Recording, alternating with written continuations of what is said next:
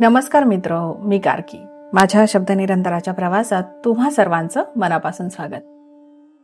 चिदंबरली सरांनी लिहिलेल्या पक्षी जाय दिगंतरा या पुस्तकाचा परिचय मी पूर्वीच आपल्याला करून दिला होता. त्याच पुस्तकातील एक सुंदरशी कथा आपण आज ऐकणार आहात. पिपा चित्तीण व तिची पिलं. हा लेख सरांनी स्वतःच्या शब्दामध्ये अजरामर करून ठेवलाय. मुळात हा लेख एखादी कथा नसून हे आहे अनुभव कथन जॉय ॲडमसन यांचं. पुस्तकाच्या प्रास्ताविकामध्ये सर लिहितात, जॉय ॲडमसन ही जॉर्ज ॲडमसन या उद्यान अधिकाऱ्याची पत्नी होती. पतीबरोबर जंगलात राहत असताना तिचा जीव एल्सा सिंहीण व पिपा चित्तीणीवर जडला. त्या प्राण्यांवरील तिचे सचित्र ग्रंथ आता जगभर प्रसिद्ध आहेत. आजच्या आपल्या लेखामधली जी पिपा चित्तीण आहे ना, ती हीच. सर लिहितात, एकदा एक चित्त्याचं पिल्लू आपल्या आईपासून दुरावलं. केनियाच्या अरण्यात ते एकटं पडलं. मेजर डुंकींना जर ते सापडलं नसतं तर कदाचित ते जगलंही नसतं. ते पिल्लू एक मादी होती. त्यांनी तिला घरी आणलं. त्यांच्या मुलाची ती आवडती बनली. तिला पिपा असं संबोधण्यात येऊ लागलं. परंतु डुंकी कुटुंब लवकरच इंग्लंडला निघालं होतं आणि पिपाला ते बरोबर नेऊ शकत नव्हतं. त्यांनी मला ते पाळण्याविषयी विचारलं. मी लगेचच त्या प्रस्तावाला संमती दिली. डुंकी कुटुंब एका हॉटेलात जेवण करीत असता माझी व पिपाची भेट झाली. मोटारीतील लांबच्या प्रवासानंतर आम्ही सागर सीमेवरील जंगलानजीक आलो. ती पळून जाऊ नये म्हणून तिच्या गळ्यात पट्टा बांधून त्यास लांब नायलॉनची दोरी बांधली. समुद्राच्या पोरणीतून खेळायला तिला फार आवडत असे, परंतु पाण्याची मात्र पिपाला भीती वाटे.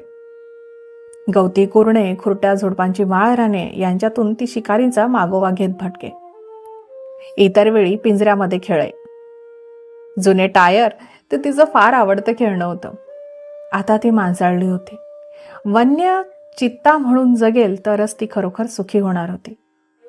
आता या मांसाळलेल्या अवस्थेतून तिला जंगलातील मुक्त, स्वैर, धोकादायक जीवन जगता येईल की नाही या विचाराने मी साशंक होई.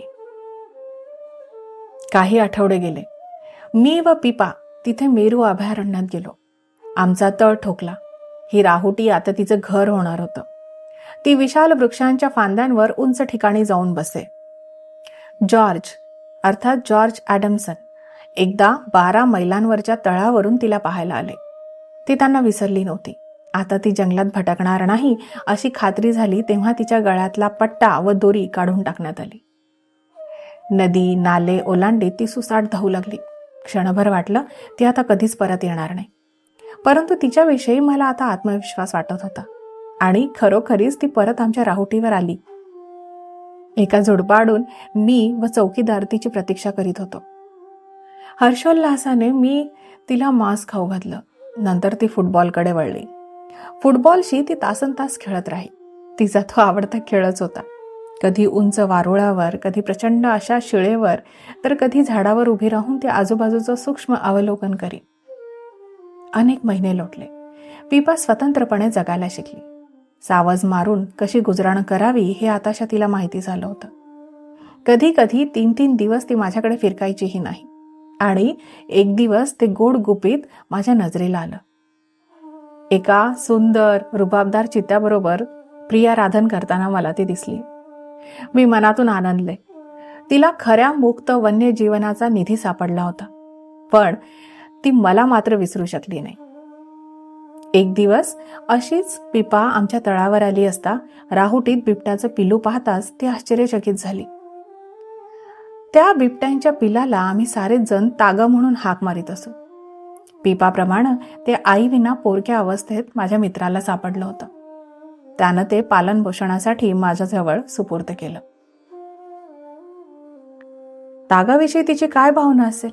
ती त्याचा द्वेष तर करणार नाही ना, या विचाराने मी उगीच सचिंत होई. जेव्हा ती त्याच्याजवळ जाऊन लाडीकपणे गुरगुरली तेव्हा कुठे माझा जीव भांड्यात पडला.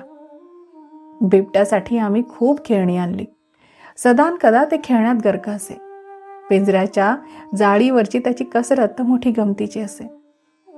तागा मोठा आनंददायी शावक होतं. 1.5 महिन्याचा असताना ते आजारी पडलं. मला त्याची काळजी वाटू लागली. 80 मैलांवर राहत असणाऱ्या पशुवैद्याकडे मी त्याला नेलं, परंतु ते 21 डिसेंबरला गेलं. त्या वर्षाचा आमचा नाताळ मोठा दुःखद गेला. या घटनेनंतर 2 महिने लोटले असतील. पिपाचं ते नवीन रूप पाहताच मी किती सुखावले. पिपा आई होणार होती. अचानक मला इंग्लंडला जावं लागलं. तिथे बॉर्न फ्री या चित्रपटाचं उद्घाटन होणार होतं. इंग्लंडच्या राणी साहेबांना तो चित्रपट दाखविण्याचं आयोजित केलं होतं. इंग्लंडमध्ये असताना एक तार आली. मी उत्सुकतेने वाचली. पिपा आई झाली होती. मी लगेचच परतले. पिपाने माझं स्वागत केलं. तिने मला एका झुडपाच्या निवाऱ्याला नेलं. तिथं 3 इवलीची गोजीरवाणी पिलं पाहिली. पावसाचं आगमन होईपर्यंत मी रोज तिच्या पिलांच्या समाचाराला जाई. लवकरच मोठ्या पावसाला सुरुवात झाली. जिकडे तिकडे पाणीच पाणी झालं. यानंतर मात्र मला तिच्या घरापर्यंत जाणं कठीण झालं. मध्ये बराच काळ गेला. झुडपं सुकू लागली. पिपा एकदा तळावर आली. त्या दिवशी ती खूप अधाशीपणे खात होती. किती दिवसांची भुकेली होती कोण जाणे. आणि पिलाच्या ओढीने ती लगेचच परतही गेली. दिवसेंदिवस मी त्या पिलांना शोधत फिरत होते. ती परत पुन्हा कधीच दिसली नाही. कदाचित ती मारली गेली असावीत. या दुःखद घटनेनंतर पिपाला जेव्हा मी वसंत ऋतूमध्ये पाहिलं तेव्हा पुन्हा मी आनंदी झाले. ती लवकरच दुसऱ्यांदा मातृपद भूषविणार होती. मला आपलं उगीच वाटायचं की यावेळी पिपा आपली पिलं मला पूर्वीसारखी दाखविणार की लपून ठेवणार. तोच एके दिवशी तिने मला झुडपाच्या निवाऱ्याकडे नेलं. त्यामध्ये 12 दिवसांची सुंदर गोजीरवाणी अशी 4 पिल्लं होती. ती पिलं फार घाण करावायची. कुत्री जशी आपल्या पिलांच्या मानेला धरून एकेकाला नवीन सुरक्षित ठिकाणी घेऊन जाते तशी पिपा आपल्या पिलांना दुसरीकडे घेऊन जाई. ते दिसमाशी वाढू लागली. विटी, तातू, मवेली आणि डूम अशी मी त्या पिलांची नावं ठेवली. डूम हा एकुलता एक नर होता. पिलं पिपाचं दूध पीत. तेव्हा पिपाच्या आहाराची समस्या सोडविण्यासाठी मी तिला खायला मांस देई. पिलंही त्यामध्ये सामील व्हायची. एकदा त्यांना मी भांड्यामध्ये पाणी दिलं. भांड्यातील पाणी पिण्यास ती प्रथम धजेनात, परंतु हळूहळू सरावाने ती लपलप आवाज करीत पाणी पिऊ लागली. पिपा खूप प्रेमळ आई होती. ती आपल्या पिलांचं वात्सल्याने सारं अंग चाटी. डूम मात्र पुरुषी अहंकाराने आपल्या आईच्या शेजारी वृक्षाच्या बुंध्याला टेकून तिची राखण करीत असे. लहान असताना ती नाना परी संकटातून वाचली. एकदा तर वन वणवा लागला. पुढे पाऊस आला. नदी नाले दुथडी भरून वाहू लागले, परंतु पिपाने या अरिष्ठातून त्यांना अपाय होऊ दिला नाही. तो डिसेंबर महिना होता. डूमला लंगडताना मी पाहिलं. नैरोबी येथील पशुवैद्याला मी आकाशवाणीने निरोप पाठविला. तो लगबगीने आमच्या तळावर आला. डूमला पकडून गुंगीचं औषध दिलं. त्याची प्राथमिक तपासणी केल्यावर डॉक्टरांनी त्याला नैरोबीला अधिक तपासणी व उपचारासाठी विमानातून नेलं. 2 दिवसांनी डॉक्टरांचा निरोप आला की त्याच्या पायाचा हाड मोडला आहे. त्याचे दोन्ही पाय जायबंदी झाले होते. त्यावर उपचार केले.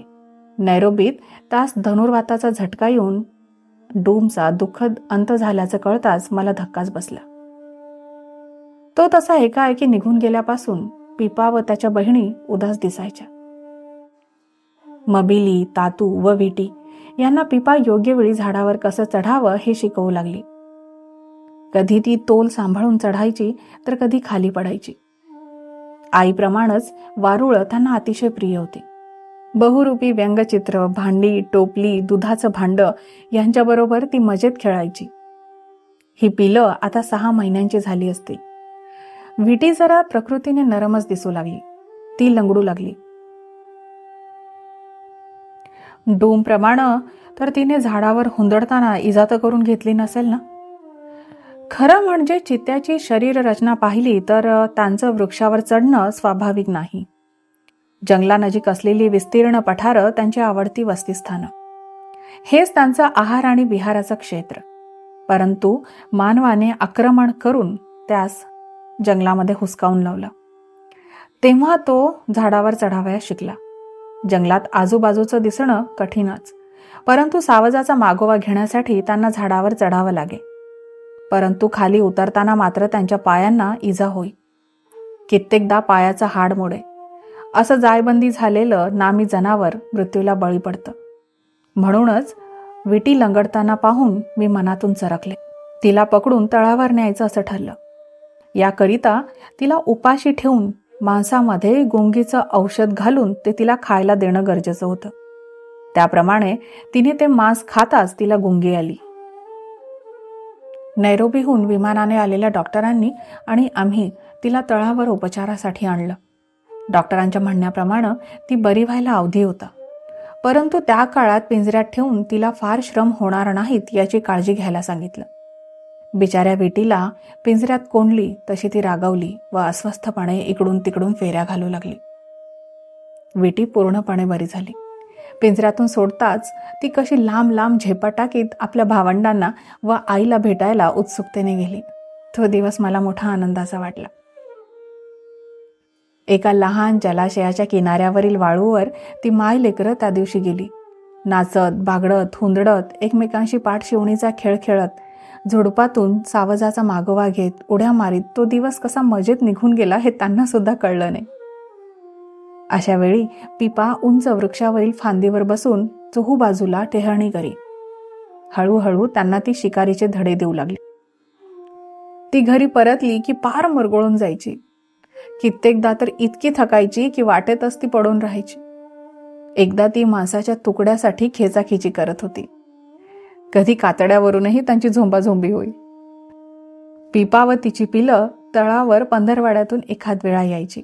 आली म्हणजे अवतीभोवती घोटाळायची, पिंगा घालायची, दिलेलं मांस खायची आणि नजरेने निरोप घेऊन परत जायची. मबिली तशी एकेरी हाडाची होती. परंतु जेव्हा ती वयात आली तेव्हा सर्वात देखणी दिसू लागली. एकदा तिच्या डोळ्याला एक मोठी जखम झाली. तो डोळा मिटला. मी तर घाबरलेच. पुन्हा एकदा आकाशवाणीवरून डॉक्टरांना तातडीने पाचारण केलं. त्यावेळी त्यांच्या पत्नीही बरोबर होत्या. मबिलीला पकडायचं, तिला गुंगीचं औषध द्यायचं मोठं कठीण होतं ते. परंतु साऱ्यांच्या प्रयत्नाला यश आलं. डॉक्टर हरथून पती पत्नींनी तिच्यावर औषधोपचार केला. मबिली बरी व्हायला बराच काळ लागला. तिच्या डोळ्याची जखम पूर्णपणे भरूनही आली. पिपाने विटी, तातू व मबिलीचा निरोप घेतला.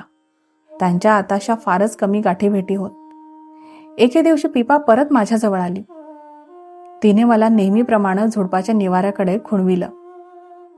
मी तिथं तिची तिसरी वीण पाहिली. पिपाला सहजगत्या होणारी ही वीण पाहून मी मनोमन सुखावले.